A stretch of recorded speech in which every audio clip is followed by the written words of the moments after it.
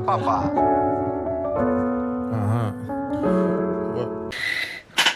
Hello there, my friends. Hi, it's Lisa. Hello, welcome back to another video. I feel like it's been ages since I've done a sit-down video. It's probably not ages since I've done a sit-down video, but here we go. Here we are, and I've been tagged.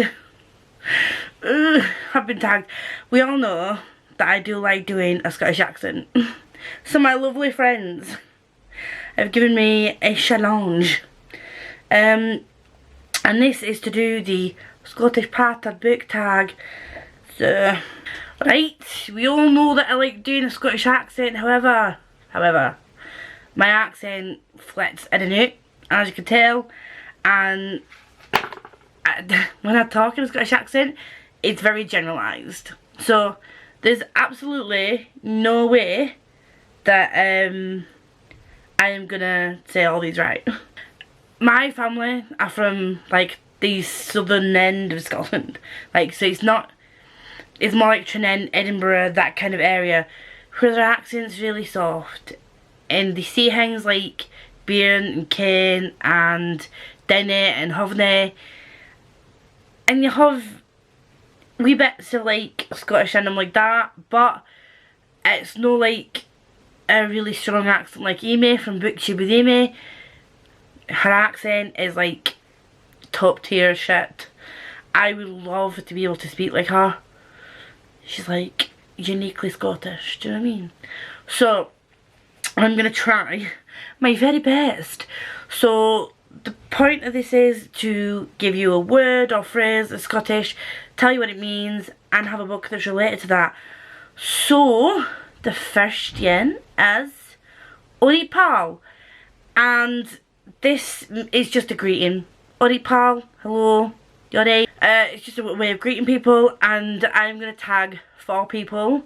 It says tag 4 people, but I might tag more. But so far I want to tag Becca from Becca Fowle, Chloe from Chloe Reads Books, Chloe from Persistent Bookworm, and Chelsea from Not So Secret Bookaholic.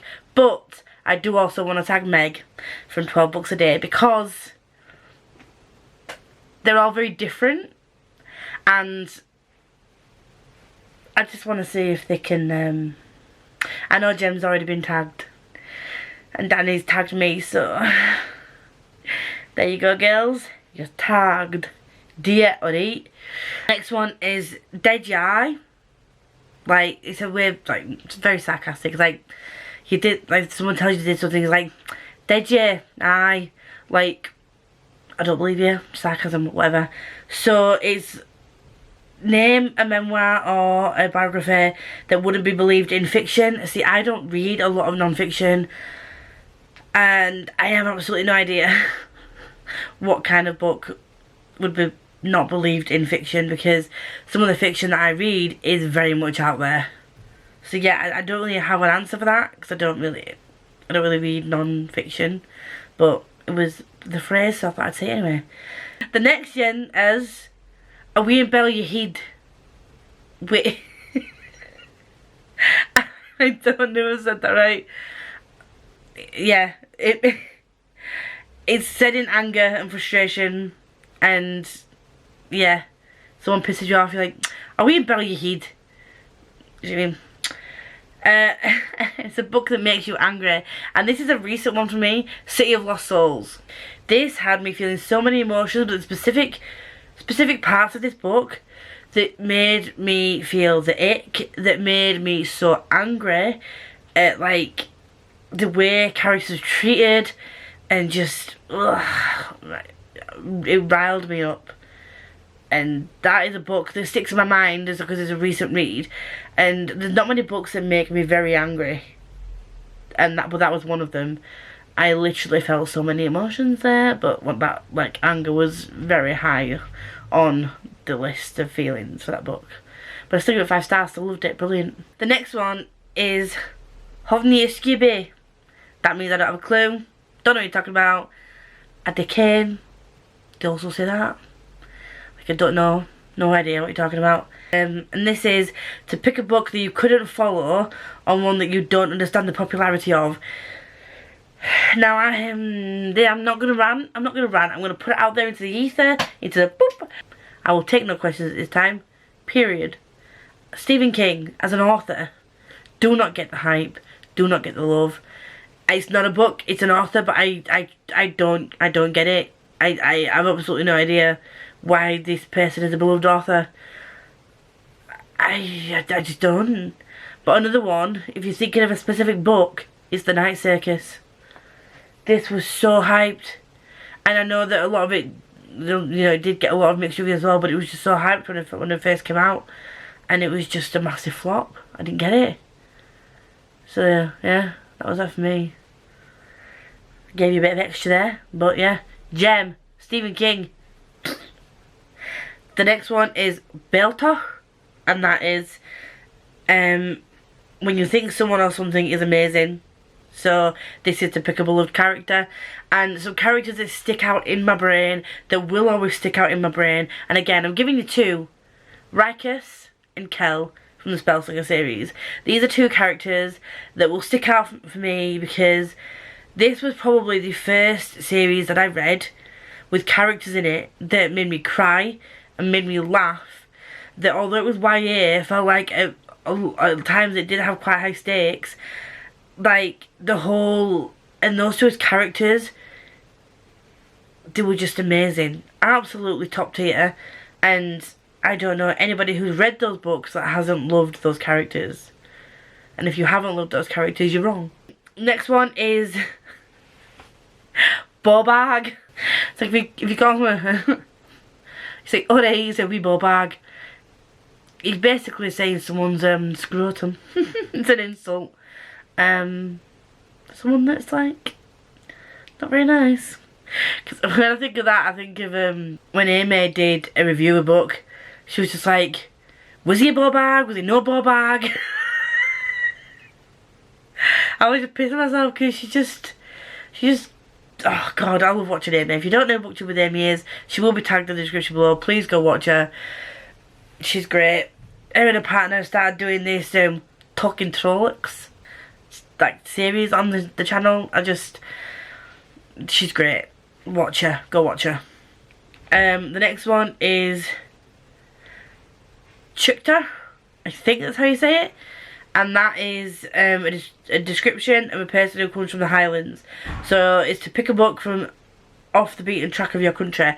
So I don't know if this is really off the beaten track of a country.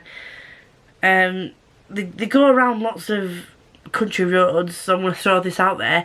It was an indie book that was released by two university students, and it is called Seven Wonders. I was sent this as a review copy last year. I immediately fell in love with the whole story, and I've said to my friend that when one of us learns to drive, we're going to get a car and we are going to do this Seven Wonders trip. I'm going to do it. And if I can get a bunch of friends to do it, I'll happily get a camper van and do it. Because I don't know why.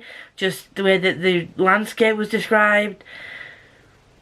It is YA contemporary, but it's different, and it's queer, and it's just great, and they really enticed me to want to go visit. I didn't even know there were 7 Wonders of the UK until this book, so there we go. And there was even a little map on the front that tells you where all these areas are, so there's that. Right, so the next one is Pure Baltic, or Pure Baltic. I don't know which way you want to see it.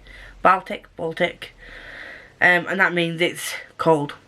So a book set in a really cold setting. I'm reading Cold from the North at the moment. Says it on the tin, doesn't it really?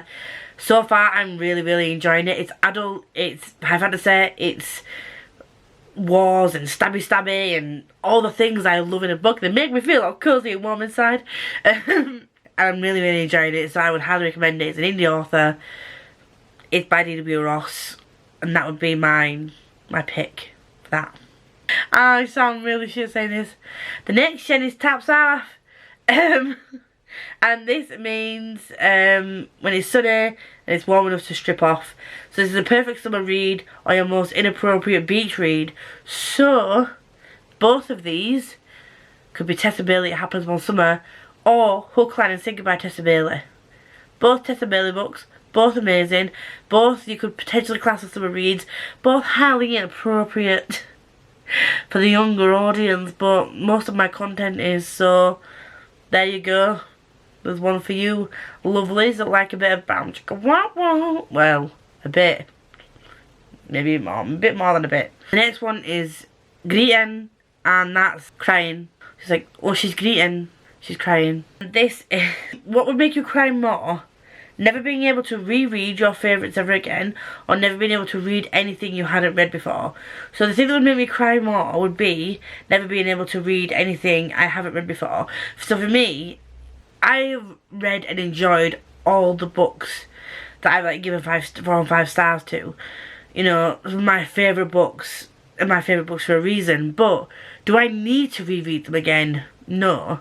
I am the kind of person that once a book is in my brain, despite me not being able to speak a lot of the time, or bringing me comments on my sprints, the books stay in my mind, and the feelings that they get given, the feelings that they give me, stick with me. So would I like to be able to read them again? Yes. But for me, discovering new books is a massive part of why I love to read, is discovering all the new books, the hidden gems, reading more of genres and things that I don't normally read from. So it would hurt me more, it would make me cry more, should I say, if I couldn't read a book that I was anticipating, that I think that I would love. And number 11 is Go On Yourself. Go on yourself. Go on yourself. Go on yourself? The more I say it, the more it sounds really wrong. But I'm just going to put it out there. Go on yourself. So this is a book that lives up to the hype, or does the hype shape your feelings about the book? So, a book that lived up to the hype, and I'm going to say this for the full series, because some people think it did, some people think it didn't, but from Blood and Ash. The whole series, that was hyped so much. And for me, personally, they all got 5 stars, they're all amazing books, and they 100% lived up to the hype. I was blown away by those books. I did not expect to love them as much as I did, and I'm so annoyed at myself that I waited so long to read them. But yes, from Blood and Ash series, another indie author, absolutely amazing books, you should read them. And finally, the last one is Geet Lalde, which is a description of behaviour to get really excited or carried away in the moment. Shout out a book you don't think enough people have read. So,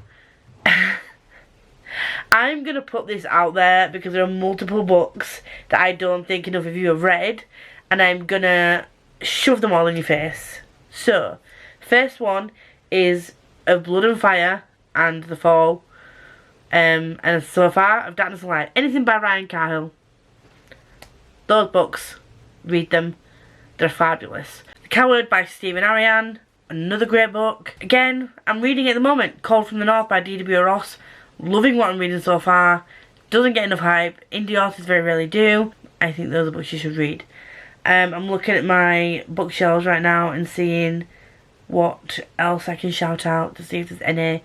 Fortuna Sworn, and yes, I know KJ Sutton in certain parts of Booktube gets quite a bit of attention, but in general, I very rarely hear her be shouted out. So KJ Sutton in general, as an author, as a human being, give me all the books in my hand. Give me. Alexandra Bella Fleur. Until I got sent a review copy of one of her books, which was Count Your Lucky Stars, I didn't know of her. I hadn't heard any of my friends talk about her, and she writes good smut. She writes good books, and I got Written in the Stars, which is the first book in a companion series, because I read the third one like an idiot. So yeah, Alexandra Bella Fleur. There we go. There we go. That's my tag. Did I do well? Probably not. Please, Scottish people, do kill me. I love you dearly. That's it. So Becca, Chloe, Chelsea, Meg, I hand you this gauntlet. Take it with pride. Go forth and try this book tag. Godspeed, friends. Godspeed.